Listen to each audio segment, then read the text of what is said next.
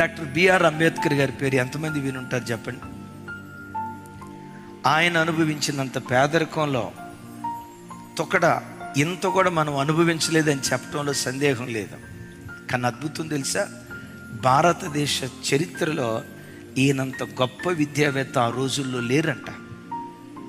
ఈయన గొప్పతనం ఏంటంటే, ఒకనొక సందర్భంలో లండన్లో చదవటానికి వెళ్ళినప్పుడు రోజుకొచ్చి 21 గంటలు చదివేవాడట. తాను జాయిన్ అయిన కోర్సు అందరూ 8 years చదువుతారైతే ఈయన 2.5 yearsలో చదివి పూర్తి చేశాడట. ఎట్లా చదివాడంటే రోజుకొచ్చి 21 గంట చదివేవాడట. ఆయన గురించి హిస్టరీ ఏం చెప్పిందో తెలుసా, ఆయన లండన్ నుంచి వచ్చేటప్పుడు అదే బారిస్టర్ చదివాడు కదా, 32 బాక్సులు తీసుకొచ్చాడట. 32 బాక్సులు.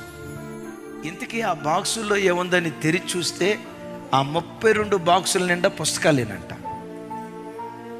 ఆయన బ్రతికున్న దినాల్లో ఒక్క మనిషి 50,000 పుస్తకాలు చదివాడట. 50,000 పుస్తకాలు. హిస్టరీ ఏం చెప్పిందో తెలుసా, ప్రపంచ దేశాల్లో అతి పెద్ద ప్రైవేట్ లైబ్రరీ ఎవరిదై అంటే the great doctor BR Ambedkar గారిదట. ప్రపంచ దేశాలన్నిటిలో ఎక్కువ విగ్రహాలు ఎవరి ఉన్నాయో తెలుసా, ఈయన విగ్రహాలు. ఉన్నన్ని విగ్రహాలు ప్రపంచంలో మరి ఏ న్యాయవేత్తకు అధికారికి లేవట.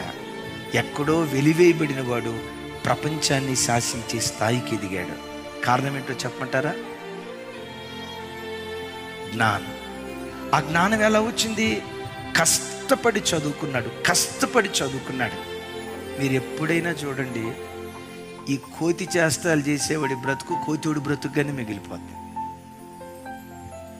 ఎవడు డిగ్నిఫైడ్గా బ్రతుకుతాడో వాడు శాసనాలు సృష్టించేవాడిగా దేవుడు మారుస్తాడు.